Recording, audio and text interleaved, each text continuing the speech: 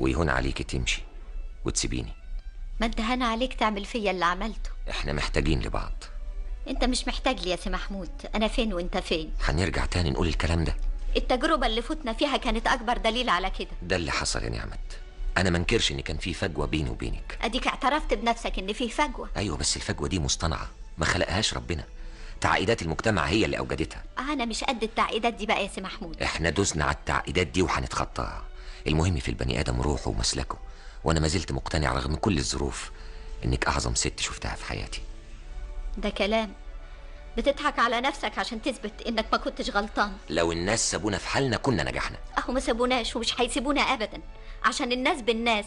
ممكن بقى كل شوية يهدونا. ما تديهمش الفرصة. هو انا اللي اديتهم؟ انت بعدتي عني. ما عرفتش اندمج معاهم. الاندماج مش بالسهرات يا نعمت، ولا بالكلمتين الفرنساوي، ولا بالمزيكا الافرنجي. الاندماج انك تكوني معايا، هفرضك عليهم وهيقبلوكي. دماغي ما تقدرش تساعدك كله. قال يقبلوني؟ ده انا اللي مش قابلاهم. هو لو كل واحدة منهم دورت كده على جدودها هيطلعوا مين يعني؟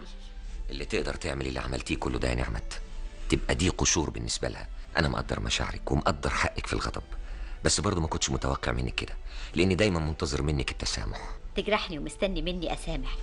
تفاجئني انك طلقتني وتعرف عليا واحدة تانية واسمع انك اتجوزتها وتقولي اسامح؟ نعمت اذا كنت انا غلطان فانا برضه ما بعفيكيش من الغلط، لان انت اللي مهدت الظروف علشان الشر يدخل بينا.